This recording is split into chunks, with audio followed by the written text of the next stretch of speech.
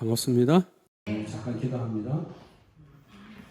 주님 감사합니다. 3일 저녁 함께 하시고 또 이 저녁에 우리들을 불러 모아 주심을 감사합니다. 우리가 계절의 변화를 통해서 우리의 시간을 보게 하여 주시고 우리 남은 날을 계수할 수 있는 지혜를 허락하여 주셔서 우리 남아있는 시간 동안 주의 일을, 주의 사명을 감당하고 주님과 함께하며 주님께 영광 돌리는 우리 하성의 성도들로 부족함이 없도록 이 다음 우리가 주의 앞에 섰을 때 아쉬움이 없도록 은혜를 더하여 주옵소서.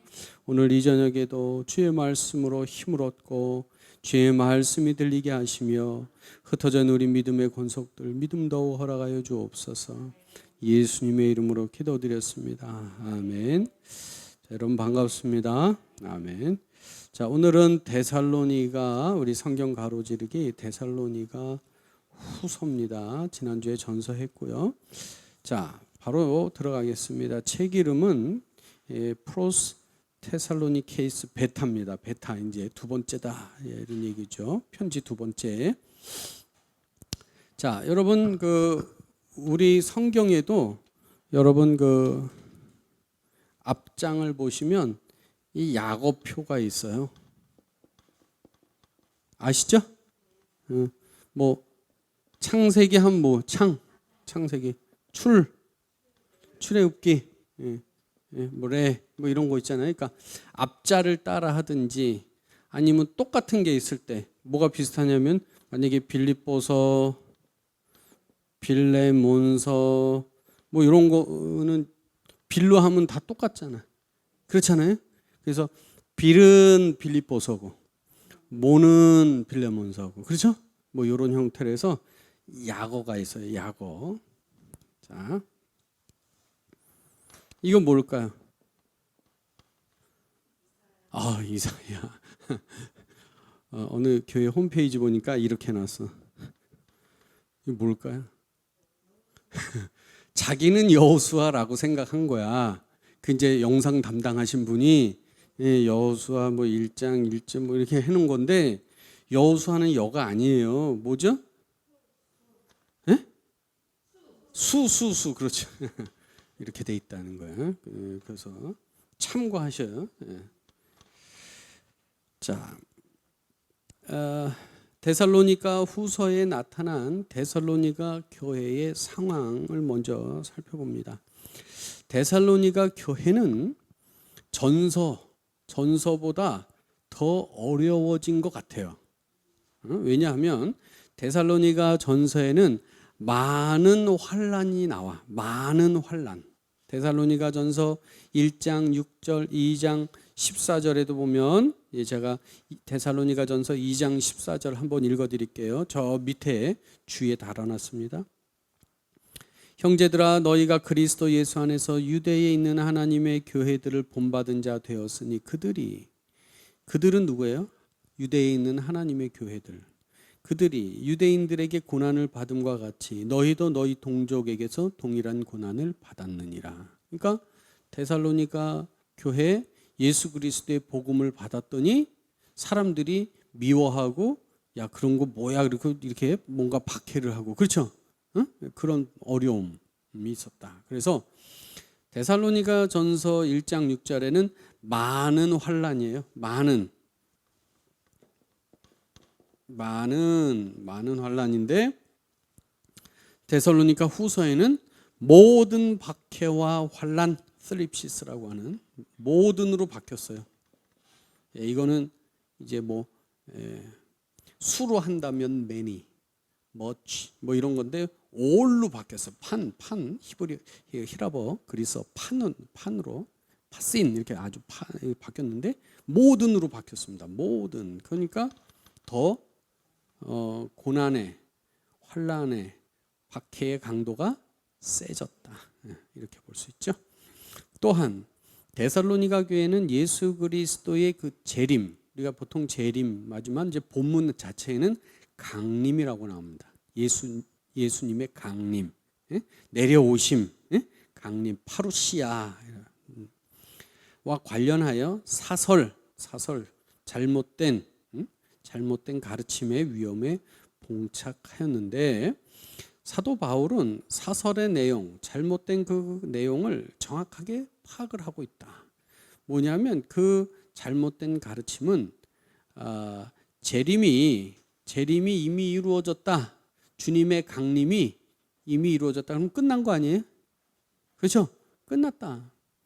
이런 교회가 또 한 군데서 고린도 교회. 난 이미 다 구원받았다. 나는 이미 다 됐다. 나는 이제 나는 완전해, 구원의 완전해. 이런 거죠. 주의 날이 이르렀다. 에네스테켄 헤헤메라 투키리오. 제가 이제 히라보를 그대로 적었는데요. 요건 뭐냐면 여러분 예전에 우리 교회 이렇게 우리 하성교회도 예전엔 여기가 이렇게 기둥같이 이렇게 뭔가 있었어요. 예전 사진을 보면 지금 이런 거 다 여기 강단을 바꿔서 이래요. 예전에는 교회마다 이렇게 해놨어요. 강단을 좀 높여가지고 이렇게 돼 있는데 여기 이렇게 막혀가지고 뭐라 그럴까 이렇게 좀 막아놔가지고 여기 이렇게 문을 열어서 이렇게 들어오는 요 강단들이 이렇게 있고 여기 뭐 기둥 같은 데도 있고 예전엔 여기 딱 거의 자줏빛 같은 거 있잖아요. 비로도라 그러나요? 이렇게 둘러가지고 이렇게 십자가 여기 이렇게 달고. 근데 여기 기둥 같은데 요즘도 이제 그런 데는 많아요. 이렇게 성구 같은 데를 쭉 달아놔요. 그 구절을 여기다가 교회에 외쳤던 거예요, 이 사람들이. 에네스테켄 헤메라 투퀴리우 이런 얘기는 뭐냐면 주의 날이 이르렀다. 써붙였던 거예요, 교회에. 이 사람들이 구호를 외치고 다닌 거예요. 주의 날이 이르렀다. 주의 날이. 이 사람들이 왜 이 구절을 들고 나왔냐면 실은 바울이 데살로니가에서 복음을 전할 때 예수님 다시 올 거라고 가르쳐 준 거예요. 그런데 그 부작용이죠. 이게 오래 머무르지는 못했고 예수님이 다시 오시는 것에 대해서 재림에 대해서 설명을 해주고 복음을 전했는데 이제 떠나오게 되는데 그 중에 이제 파생된 문제들이 온 거야. 자기들끼리. 그게 뭐냐면 재림이 이미 온 거야. 주님이 이미 오셔서 성령이 오셨죠. 성령으로 오시고 주님이 끝난 거야 이젠. 뭐 이런 식으로 해석하는 거죠. 이것은 데살로니가 교회를 흔들거나 두렵게 할 위험의 소지가 있었다. 그래서 사도 바울은 예수 그리스도의 재림은 아직 미래의 사건으로 남아 있다는 것을 반복적으로 확인해 주었다. 참 이게 어려운 거예요. 자, 그러니까 데살로니가 여러분 서신 중에 제일 먼저 기록된 게 뭐라 그랬죠? 데살로니가 전서라 그랬죠? 여기에는 뭐가 없다 그랬죠? 이단 논박이 없다 그랬어요. 그러니까 논쟁이 없었어요. 논쟁.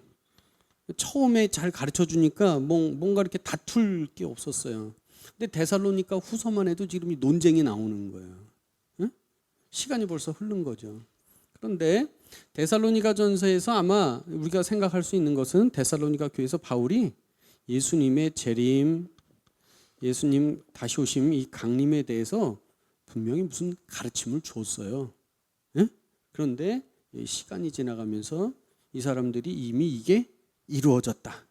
그러니까 실은 데살로니가 전서를 살펴본다면 아마 강조점은 이거겠죠. 재림은 있다 없다? 재림이 있다 없다? 재림이 있고 재림은 곧 온다 안 온다? 곧 온다. 이런 식으로 잘 설명을 해줬을 거예요. 그런데 시간이 지나면서 이것이 오해가 된 거죠. 그러면 이제 후서에 오니까 재림이 이미 왔다. 이렇게 변한 거예요. 그러면 바울은 여기에 대해서 뭐라 할까요? 올 거긴 오지만 지금 온 건 아니야. 응? 지금 온 건 아니야. 이렇게 지금 바울은 설명을 할 수밖에 없었다는 거예요. 항상 이 균형이 필요합니다. 균형이. 자, 그래서 사도 바울은 예수 그리스도의 재림이 아직은 물론 시작은 됐다고 말할 수 있겠지만 뭐 완전히 지금 그렇죠. 그러면 끝나야 되는데 아니잖아요. 그렇게 가르쳐 주었다.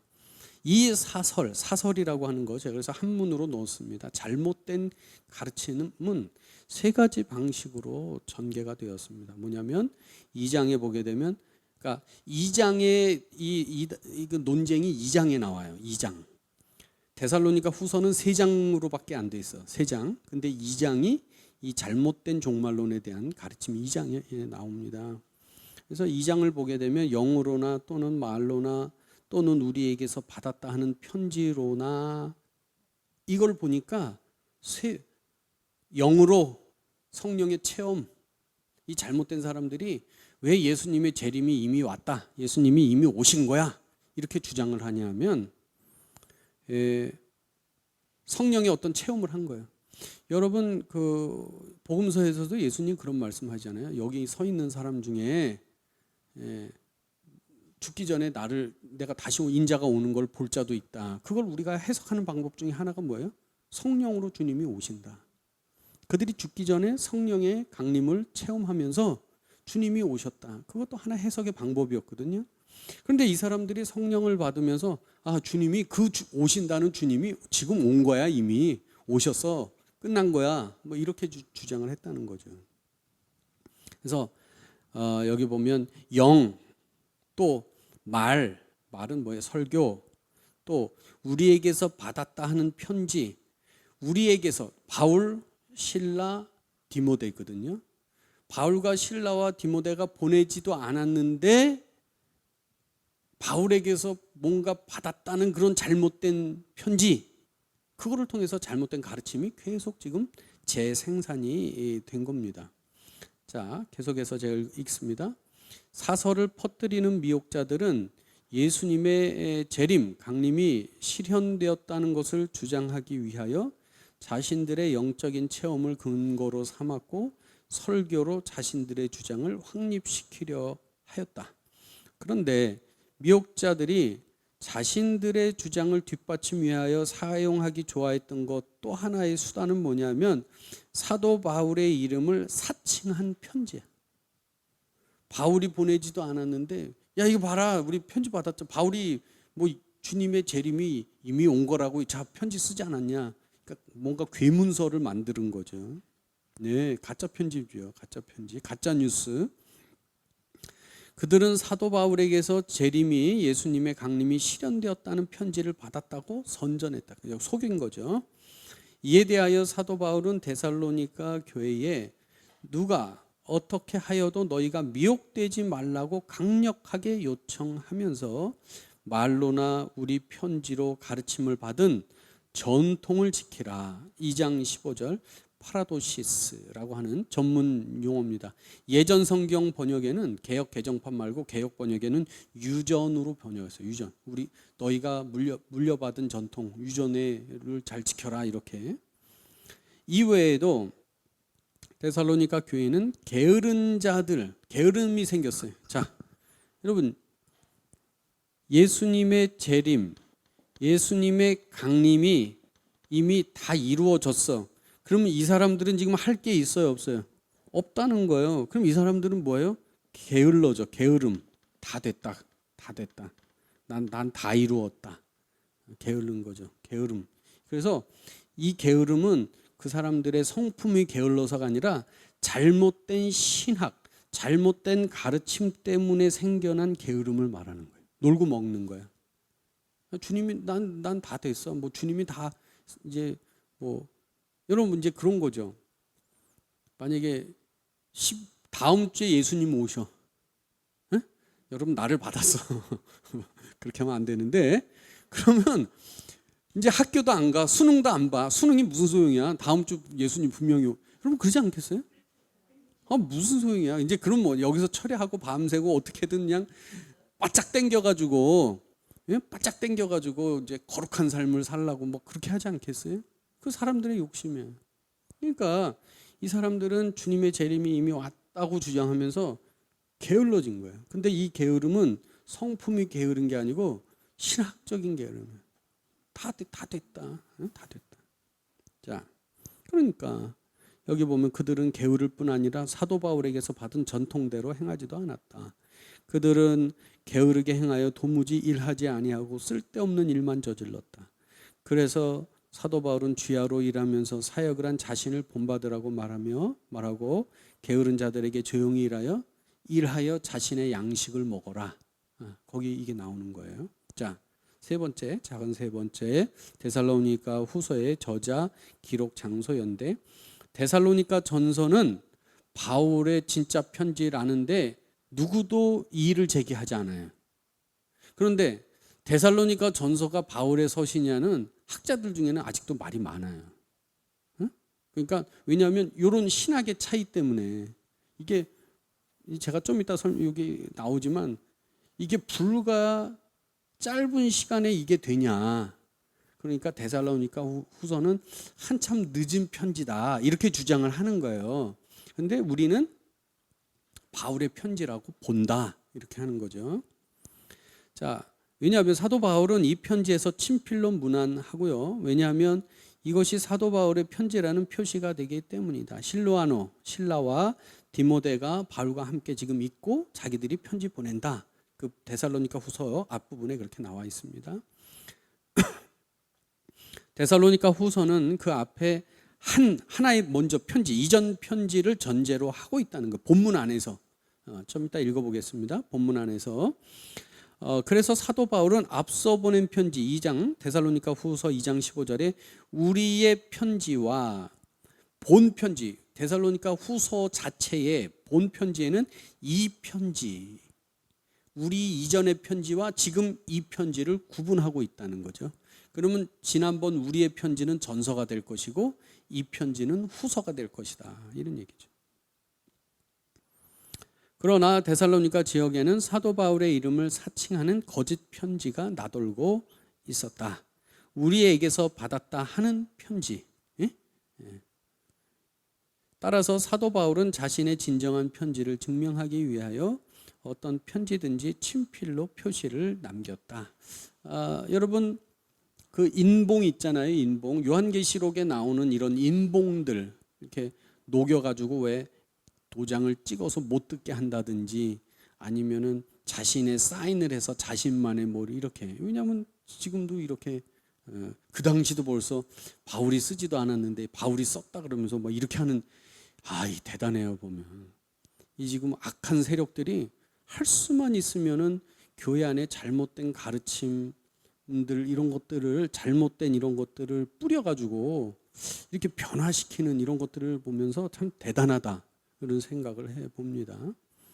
자, 계속해서 데살로니가 후서의 기록 장소와 시기는 어렵지 않게 우리가 추정해 볼 수 있다. 실로아노, 신라가 사도 바울과 동행하고 있는 것으로 미루어 보아서 데살로니가 후서는 데살로니가 전서와 마찬가지로 몇 차 전도 여행? 2차 전도 여행이죠. 2차 전도 여행.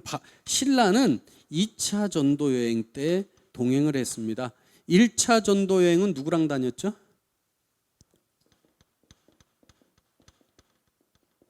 바나바와 다녔죠? 1차 전도 여행은 바나바와 다녔습니다. 자, 그래서 사도 바울은 데살로니가 전서에서 자신의 마지막 체류를 아덴, 내가 지금 아덴에 있다. 그 본문에 데살로니가 전서 3장 1절에 아덴을 말하고 있어요. 사도 바울은 2차 전도 여행의 후반을 아덴을 떠나 고린도에서 1년 6개월 머물며 하나님의 말씀을 가르쳤다. 이건 사도행전에 나와 있습니다. 이때 사도 바울은 유대인으로부터 심한 대적을 받았다. 고난을 받았다는 거죠. 아마도 사도 바울은 대적하는 유대인들을 가리켜 부당하고 악한 사람들, 오늘 본문에 나오는 데살로니가 후서 3장 2절에 나오는 그 사람들이 고린도에서 바울을 괴롭힌 유대인들이 아니냐. 그러니까 이 편지는 그럼 어디서 쓰였을 것이다? 고린도에서 쓰였을 것이다. 자, 그런데 제가 밑에 줄을 하나 달았습니다. 아덴이라고 하는 데다가 줄을 달았는데 왜 그러냐 하면 지난주에 여러분 기억나실 거예요. 데살로니가 전서. 자, 여기 발칸반도가 이렇게 있고요. 쭉 내려와서 여기 이제 고린도 쭉 내려와 있고 여기가 이렇게 뭔가 세 개가 삐져 나오는데 여기 뭐가 있다 그랬죠? 여기 아니죠. 이게 그리스인데 여기 세 개가 빠져나온 이쪽에 데살로니가가 있다 그래서 데살로니가 기억나시죠? 데살로니가가 있고 빌립보도 요 어쯤에 있어. 그래서 쭉 내려오다가 여기 그리스 아덴, 뭐 아테네, 그리고 조금 더 내려가면 여기 뭐 고린도, 여기 전체를 뭐라 그래요? 여기는 아가야, 데살로니가, 빌립보 이쪽은 뭐라 그런다고요? 마케도냐. 그렇죠? 기억나시죠? 지금 여기는 그리스입니다. 그런데 바울이 여기서 이렇게 해서 아덴까지 가죠. 피해서 가잖아요. 밤에 도망 내려가잖아요. 그죠? 베리아 들려서 이렇게 아덴에. 그래서 좀 보수적인 분들 중에는 데살로니가 전서가 아덴, 이 아테네에서 쓰였다 이렇게 주장하는 분도 있어요. 그런데 저는 지난주에 이 데살로니가 전서가 어디서 쓰였을 것이다? 고린도라 그랬죠. 왜냐하면 바울과 실라를 고린도에서 만나잖아요. 그래서 야 마게도니아, 데살로니가 어때? 그러니까 좋은 소식을 그때 들어서 위로를 받았다 이런 얘기를 합니다. 즉 그 얘기를 그 주에 달아놓은 거예요. 어떤 학자들은 데살로니가 전서가 아테네에서 기록되었다고 보기도 합니다. 좀 보수적인 교수님들 중에. 그런데 반면에 실라와 디모데가 고린도에서 합류하는 것으로 보면서 데살로니가의 소식을 접했기 때문에 전서도 고린도에서 썼고 데살로니가 후서도 고린도에서 아마 1년 6개월 그 안에 전반부에는 전서를 쓰고 조금 후반부에는 후서를 쓰지 않았겠느냐 이렇게 한다는 거예요. 왜 그러냐 하면 여러분 아덴에서 데살로니가에다가 편지를 보내면 또 누군가는 가야 되잖아요. 또 누군가는 가야 된단 말이에요. 그리고 실은 뭐 말을 타거나 마차를 타거나 그러면 좀 수월하겠지만 걸어서 간다고 생각하면 이런 것도 만만치 않거든요. 그래서 대부분 여기 보게 되면 그 바울의 전문가라고 하는 그 앤서니 티스턴 같은 교수님은 전서나 후서나 그냥 고린도에서 쓰여졌을 것이다 이렇게 이제 말을 하고 있습니다. 자, 넘어가겠습니다. 데살로니가 후서의 신학 제일 어떻게 보면 이제 중요한 부분이 여기 있습니다. 내용은 사도 바울이 데살로니가에 머무는 동안에 가르쳤던 중대한 교훈 중에 하나가 아마 예수님의 재림, 예수님의 오심, 다시 오심, 강림, 파루시아라 그랬죠? 파루시아에 관한 것이었을 것이에요. 사도 바울은 예수 그리스도께서 능력의 천사들과 함께 불꽃 가운데 나타나실 것이다. 그거 오늘 본문 1장 7절에 나타나 있습니다. 예수 그리스도의 재림, 강림은 두 가지를 의미하는데요. 예수님이 오신다, 재림하시는 것은 두 가지를 말할 수 있는데 하나는 첫 번째는 예수님께서 재림하시면, 예수님 다시 오시면 하나님을 모르는 자들과 복음에 순종하지 않은 자들은 형벌을 받게 되겠죠. 이게 심판이에요. 심판. 둘째로 예수님께서 재림하심으로써 성도들에게는 영광을 받으시고 믿는 자들에게서는 경외를 받으신다. 이 경외라고 하는 것을 여기는 놀랍게 여김을 얻으시리니 오늘 본문 1장 10절에 그렇게 나와 있습니다. 경외를 받으신다. 예수 그리스도의 재림과 함께 성도들은 그 앞에 모임을 이제 갖게 될 것이다. 자, 계속해서요. 사도 바울은 예수 그리스도의 재림, 강림과 관련하여 특히 종말의 사건을 집중적으로 설명하였다. 그것은 재림 때까지 어떤 일이 발생하느냐 하는 것이었다. 사도 바울은 종말의 사건을 설명해 줌으로써 성도들이 미혹에 빠지는 것을 방지한다. 사도 바울은 예수 그리스도의 재림 이전에 먼저 배교하는 일이 있을 것이라고 경고한다. 자, 배교는 어떤 인물에 의하여 지휘될 것이다. 그는 여러 가지 명칭을 가지고 있는데 불법의 사람, 멸망의 아들, 대적하는 자, 불법한 자이다. 이 사람은 모든 종교의 우월한 모습을 보이고자 노력할 것이며 심지어는 여러 가지 능력들을 행하겠죠. 능력. 궁극적으로는 하나님의 성전에 앉아 자기를 하나님이라고 내세울 것이다. 여러분 우리가 곰곰이 생각해 보세요. 여기서 우리 교회에서 능력이 나타나서 뭐 병자가 고쳤다는 게 중요하겠어요? 아니면 우리가 이 성경 말씀을 잘 믿는 게 중요하겠어요? 이제 지식적으로는 알지만 여기서 병이 났다거나 뭐가 이런 걸 하면 또 달라진다는 거예요, 사람이.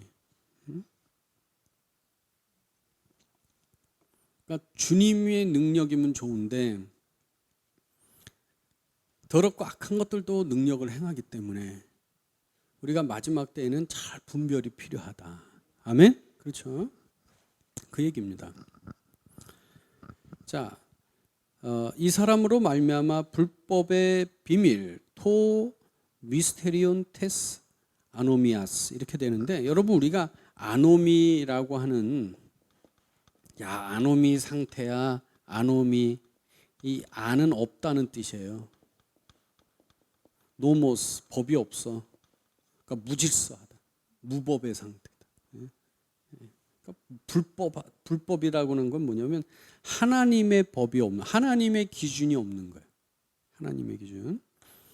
자, 그런데 그의 모든 행위는 사실상 사탄에 의하여 사주를 받은 것이다.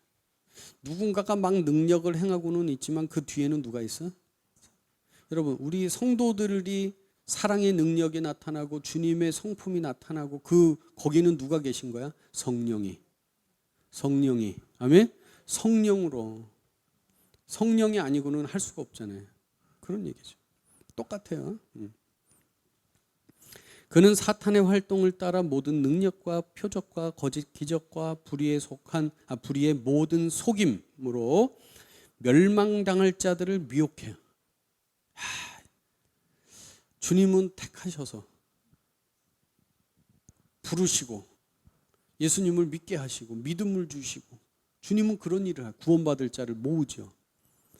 멸망받을 자들은 악순환이 벌어지는 거예요. 자기 꾀에 자기가 속고 이렇게 악하게, 그래서 멸망으로 빠지는 거예요. 자, 왜냐하면 이것은 엄청난 거짓의 역사이다. 하지만 이 사람은 예수 그리스도의 재림 때까지 강력하게 활동하지 못한다. 왜냐하면 이 사람이 그의 때에 나타나도록 막는 것 또는 막는 자, 본문의 2장 6절 7절에 나옵니다. 제가 또 설명할게요. 카테콘, 이 모음 하나가 달라요. 하나는 짧고 모음 하나가 긴데 하나는 사물이 되고 하나는 사람이 돼요. 지금 우리가 이런 말을 굉장히 조심스러운데요. 주님께서 지금 코로나도 쓰고 계시는 거예요. 그렇죠?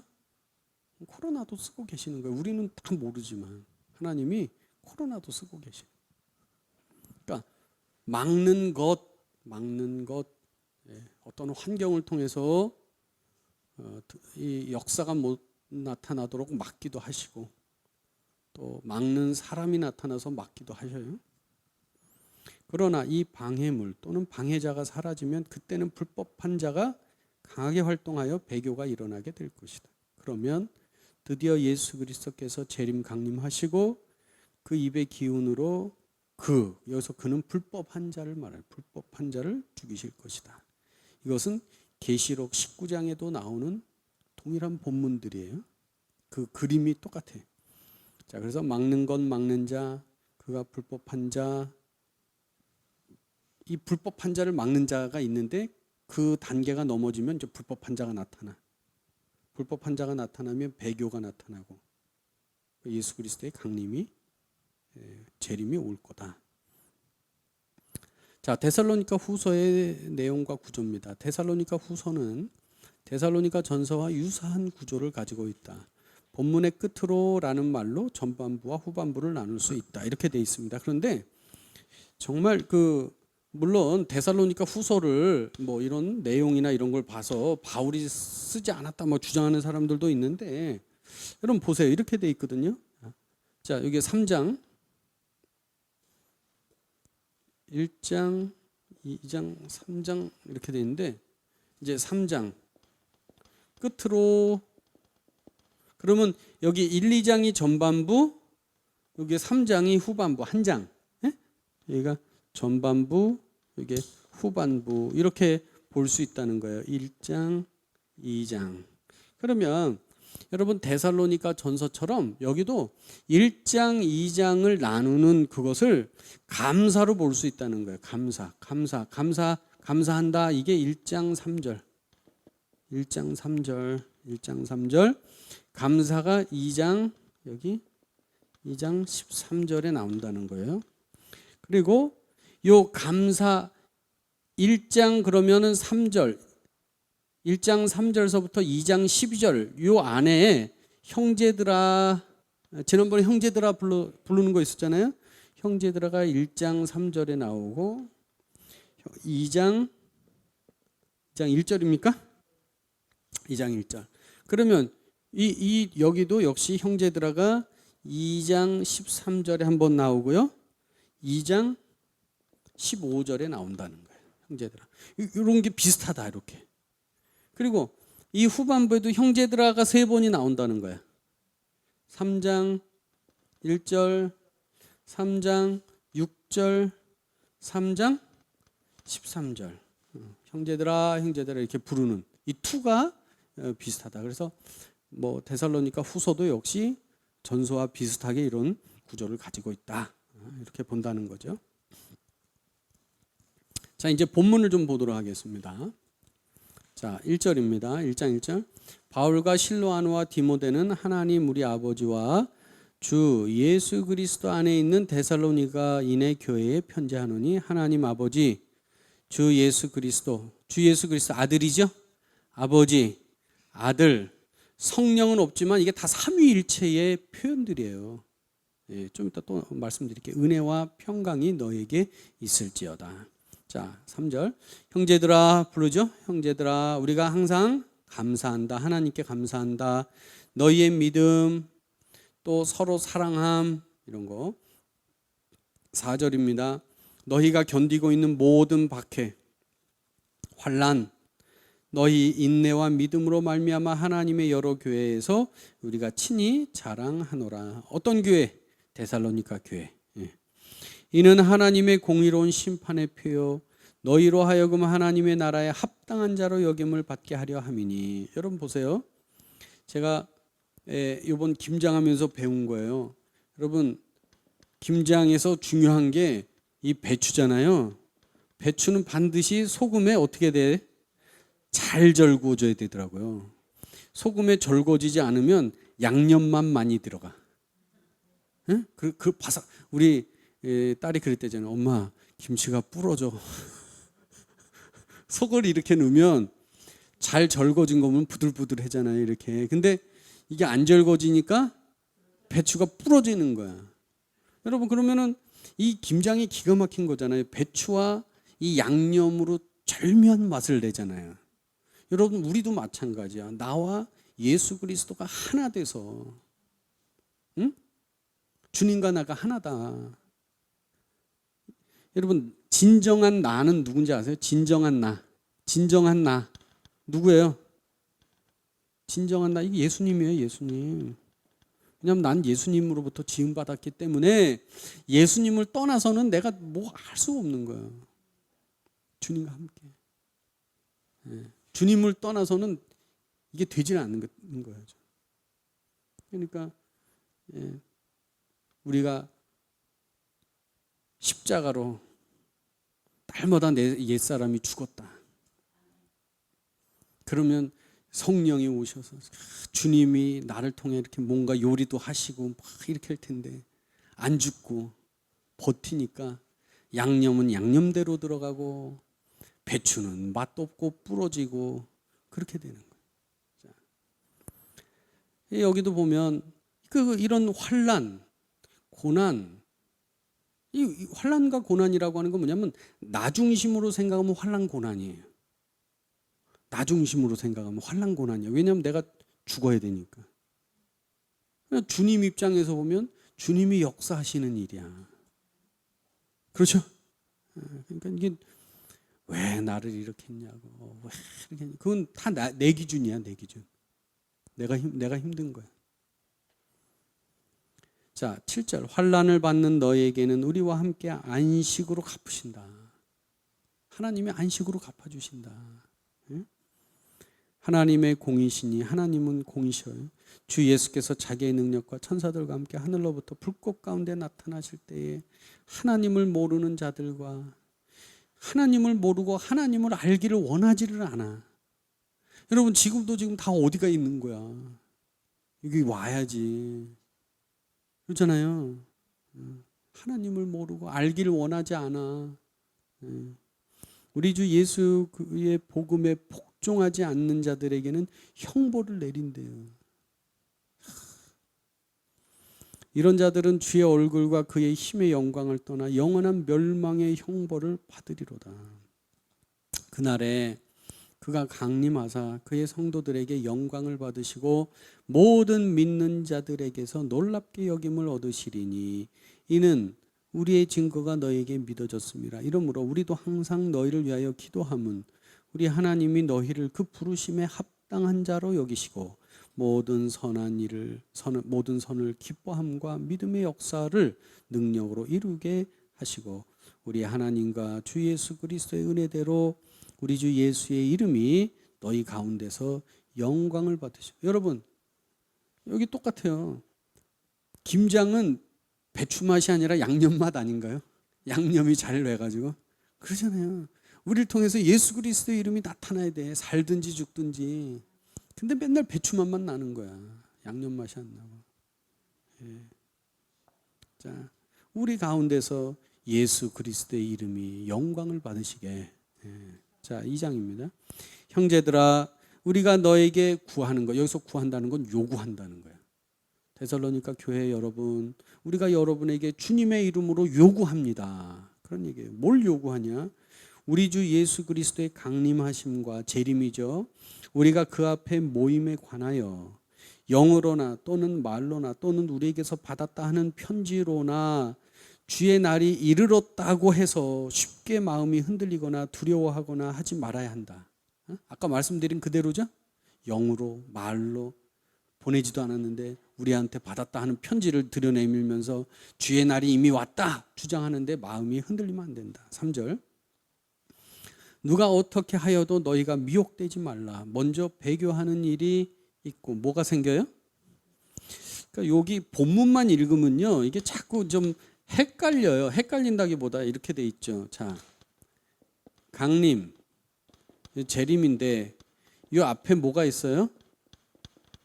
배교가 있다. 이렇게. 요거는 분명하죠. 자, 재림 앞에 배교가 있다. 배교.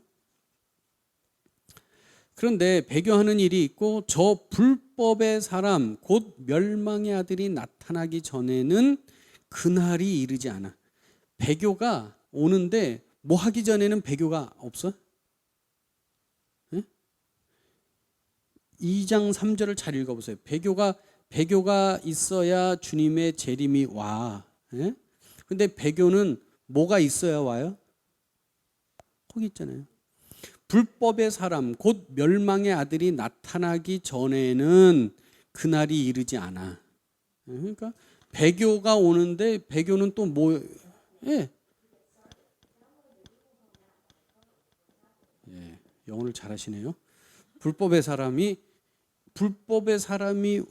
나타나면서 배교가 온다. 이렇게 이해를 해야 된다는 거예요. 그는 대적하는 자라 신이라 불리는 모든 것과 숭배함을 받는 것에 대항하여 그 위에 자기를 높여. 지금 로마 황제가 그렇고요. 로마 황제 당시에 지금은 뭘까요? 돈이겠죠. 만몬. 돈이면 다 된다. 뭐 이런 생각. 돈이면 돈. 하나님 위에 돈. 아니면 천당 위에 분당. 뭐 이렇게 모든 것 위에 하나님 위에다가 뭘 놓는 거. 하나님의 성전에 앉아 자기를 하나님이라 내세운다는 거예요. 내가 하나님이다. 내가 너희와 함께 있을 때에 이 일을 너에게 말한 것을 기억하라. 그러니까 2장 5절을 보니까 바울이 재림이나 강림에 대해서 말을 한 거, 설교를 한 거죠. 너희는 지금 그로 말미암아 그의 때에 나타나게 하려 하여 막는 것이 있는 것을. 근데 지금 요거를 나타나는 것을 지금 막는 것이 있다는 거예요. 막는 것. 그 다음에는 막는 자. 주님이 이걸 지금 막고 있고 환경을 통해 아니면 막는 천사들을 통해서 지금 막고 있는 거예요. 요한계시록 7장 같은 데 보면 이런 거 있어요. 막 이제 막 바람이 막 불어. 그럼 막 죽여. 바람이 불어서 막 죽여. 그런데 그거를 천사들을 통해서 이렇게 붙들고 있어요. 이렇게. 이게 이제 바람을 막는 천 같은 걸로. 이해되시죠? 바람이 여기 못 불게. 이런 거 막고 있는 거예요, 지금. 코로나 지금 여러분 우리 교회 침범하지 못하도록 주님이 이렇게 막고 계신 줄로 믿습니다. 근데 이걸 어느 순간 이렇게 놓으시는 거야. 야, 됐다. 그거 치워. 그러면 이제 이게 확 들어오는 거예요. 이게 이 사람이 나타나있죠. 그러면 이제 배교하고 막 휘젓고. 자, 7절. 불법의 비밀이 이미 활동하였으나 지금은 그것을 막는 자가 있어서 그 중에 옮겨질 때까지 하리라. 그때에 불법한 자가 나타난다는 거예요. 막는 것 또는 막는 자, 하나님이 지금 이렇게 허락하시는 한에서 지금 되는데, 이제 나중에 주님이 이제 그만 됐다 하면은 이것이 사라지면 불법이 아주 기승을 부린다는 거예요. 배교하게 하고. 자, 악한 자의 나타남은 사탄의 활동을 따라 모든 능력과 표적과 거짓 기적과, 그러니까 여러분 우리가 무언가 능력이 나타난다고 무조건 쫓아가면 안 되고, 말씀을 통해서 성부, 성자, 성령 하나님 삼위 하나님의 역사인지 성령의 역사인지 우리가 잘 분별할 필요가 있다. 말씀을 통해서. 불의의 모든 속임으로 멸망하는 자들에게 있으리니 이는 그들이 진리의 사랑을 받지 아니하여 구원함을 받지 못함이라. 이러므로 하나님이 미혹의 역사를 그들에게 보내사 거짓 것을 믿게 한다. 참, 여러분 이게 출애굽기에 보면 하나님께서 보세요. 바로의 마음을 강팍하게 하잖아요. 그럼 누구 책임이에요? 하나님이 한 거잖아요. 하나님이. 이렇게 하면 안 된다는 거예요. 잘 된 건 다 누가 하신 거야? 하나님이 한 거야. 잘 못된 거는 누가 한 거야? 그래, 바로가 강팍하게 하는 거를 거슬렀어야 돼. 그럼 우린 또 이렇게 말하죠. 아유, 하나님이 강팍하게 하는데 지가 무슨 수로 그걸 물리쳐? 뭐. 근데 구원하실 거는 하나님이 믿음 주셔서 구원하시고요. 멸망하는 것들은 주님이 내두는 거야. 속게 두는 거죠. 사기당하게 두는 거야. 거짓 것들에게. 그러니까 우리는 늘 주님 나에게 믿음을 주세요. 그렇게 기도하는 거예요. 돈을 주세요가 아니고 하나님 나에게 믿음을 주시고 주님 나에게 은혜를 주시고, 이게 귀한 거예요. 안 돼요. 힘으로도 안 되고 능으로도 안 돼. 진짜로. 자, 13절. 주께서 사랑하시는 형제들아, 우리가 항상 너희에 관하여 마땅히 하나님께 감사하는 것은, 처음부터 너희를 여기 택하시잖아요. 누가? 아버지가 택하셨어요. 아버지가 우리 그 로마서에 나오는 그대로 로마서 8장에 우리를 택하시고 부르시고 예수 그리스도를 믿게 하시고 말이에요. 거룩하게 하시고 진리를 믿음으로 구원을 받게 하신다는 거야. 내가 믿은 게 아니고 주님이 내게 믿음 주셔서 믿어지게 하셔서 우리를 구원하셨다는 거예요. 이를 위하여 우리의 복음으로 너희를 부르사 우리 주 예수 그리스도의 영광을 얻게 하려 하심이니라. 여러분, 그러니까 우리가 억지로 안 돼. 우리는 그저 복음을 전할 뿐이야. 그 결과는 주께 있다니까요. 그러므로 형제들아, 굳건하게 서서 말로나 우리의 편지로 가르침을 받은 전통을 지키라. 우리 주 예수 그리스도와 우리를 사랑하시고 영원한 위로와 좋은 소망으로 은혜로 주신 우리 하나님, 우리 아버지께서 너희의 마음을 위로하시고 모든 선한 일과 말에 굳건하게 하시기로. 이 끝으로 나오기 전에 이 1장의 앞부분하고 2장의 끝부분이 기원이 같아. 기원으로 끝나고 있다. 자, 3장 끝으로 형제들아, 너희는 우리를 위하여 기도하기를 주의 말씀이 너희 가운데서와 같이 퍼져나가 영광스럽게 되고 또한 우리를 부당하고 악한 사람들에게서 건지시옵소서. 바울이 이렇게 기도해달라는 거예요.